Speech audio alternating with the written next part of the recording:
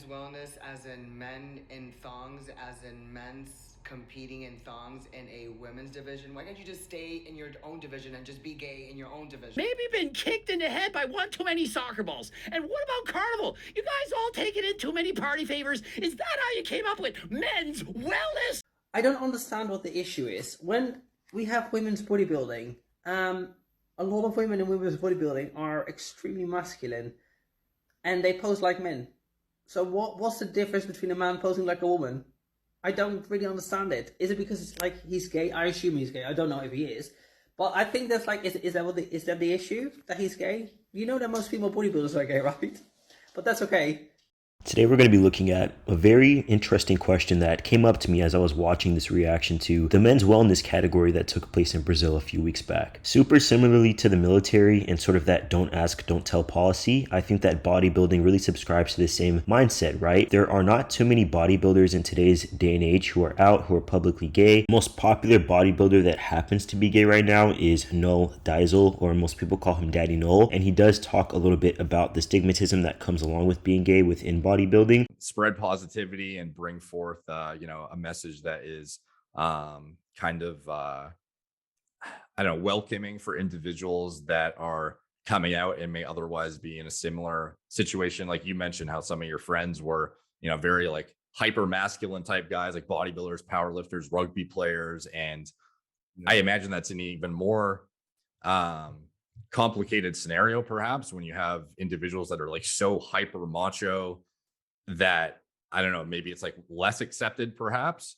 Like how did that whole thing come about and what was the outcome in general? I observed guys that were in marriages, straight marriages with wives, kids, and behind the scenes were closet cases. They were cheating on their wives with other guys from the gym, and this happens quite commonly. It really does. But and even at an influencer level, and I think a lot of these guys just are afraid to kind of, very similar to like the whole anabolic scene, to kind of speak out about it because of the reluctance or the fear of what that would mean for them and this profile. The idea that of the thousands and thousands of men that are competing, none of them are gay, that's just super unrealistic. One of my favorite bodybuilders actually of all time, I think that he has arguably one of the most aesthetic physiques, even better than Arnold. One of my favorite physiques is Bob Paris. He was a bodybuilder in the mid to late 80s, and he actually came out as gay on the Oprah Winfrey Show. Not just stay in the closet. You're bodybuilding, Mr. Universe. You fall in love. And when Rod and I met, we found a spiritual bond between each other. And you develop this relationship and this move toward marriage.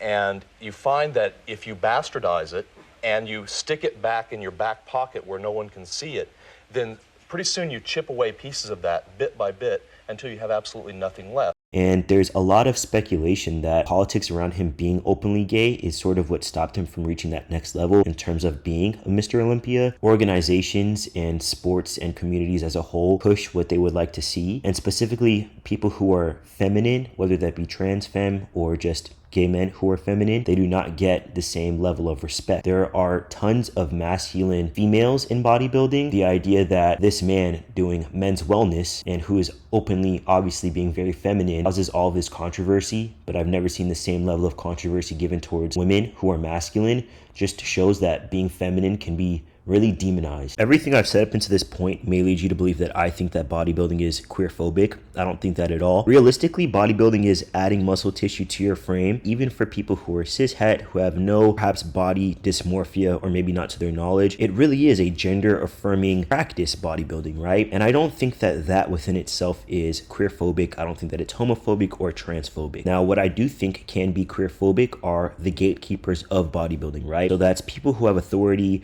perhaps the showrunners, perhaps the promoters, just the general discourse from the couple of videos that I showed at the beginning of this, make it seem as though the gatekeepers of bodybuilding are queer-phobic, right? I don't think that these people own bodybuilding, and a thing that I hear often especially for trans guys, trans masculine people who want to get into the gym, but they're afraid to do so because the bodybuilder bros are in there. They don't own fitness. Just because these assholes are in positions of, you know, having a wide audience and they have power, things like that, that doesn't mean that they own the sport. And realistically, there's this natural inclination for people who are not a part of the community, for people who are not familiar with LGBT people. Naturally, it's like, oh, well, you're not going to get me to conform to PC culture. We're not going to be having any of that queer stuff in my community. This is a safe space for regular people. I think that that's really an ignorant and honestly juvenile way to look at things. I know transgender is a whole identity thing.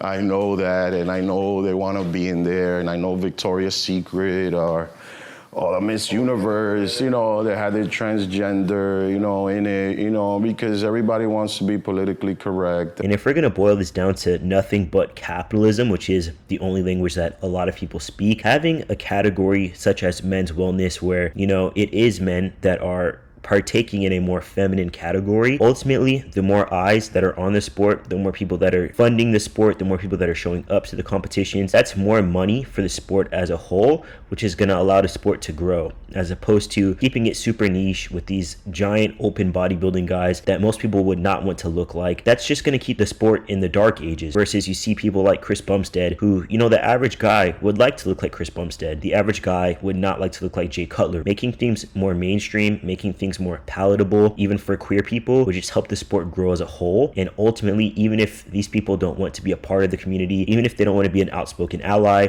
I think that accepting different types of people and accepting nuance within the sport, this would just help it reach another level. There are so many people that are enamored with, who love bodybuilding, who really love the sport, but are just scared to partake in it themselves. They feel like there's no place for it. And then also there are bodybuilders that are already a big part of the sport that may be, you know, closeted. They may be hiding their identity, and that's not a nice thing to feel either. This would just help the sport reach another level. Bodybuilding does have a queer history, whether it's outspoken or not, whether it's well known or not. Bodybuilding within itself is very interesting. It's not like any other sport. It's physically changing your body for the sole purpose to look different. And I think that that within itself is different, and it should require a deeper level of thinking. A lot of people just view bodybuilding as, you know, an idiotic endeavor to just, you know, eat a lot of food and lift a lot of weight, but there are smart individuals within the sport. I think that as things evolve, bodybuilding should evolve as well, and acknowledging that queer people exist, acknowledging that they might enjoy having a separate category such as men's wellness, getting rid of that stigmatism that comes with bodybuilding, the, you know, the super hardcore, I'm a man, you ain't gonna tell me what to do sort of air that comes with bodybuilding. If we were just able to sort of diffuse that and make it more of an open sport, it would be much more of a positive atmosphere. It's better for the people at the top who really probably only care about money, better for people who do have a passion for bodybuilding but don't feel as though they have a place, and it's better for people who are actively bodybuilding right now and feel like they have to hide parts of their personality to please the masses and to be competitive within a sport that does have a certain level of politics. So I guess what I'm saying is there is a certain component of bodybuilding that is queer-phobic, but there's also this unspoken part of bodybuilding that is very queer-focused, right? We've looked at the history of bodybuilding, we've looked at the people who don't have a voice within bodybuilding, who would like to have a voice within bodybuilding, and ultimately, I think like most things, if bodybuilding doesn't evolve and get with the times, it'll die, it'll stay the same, and it will never grow to reach the masses, which is where success is typically defined, right? You want to be a bodybuilder, don't feel like you can't just because you maybe don't fit the mainstream view of what a quote-unquote bodybuilder is.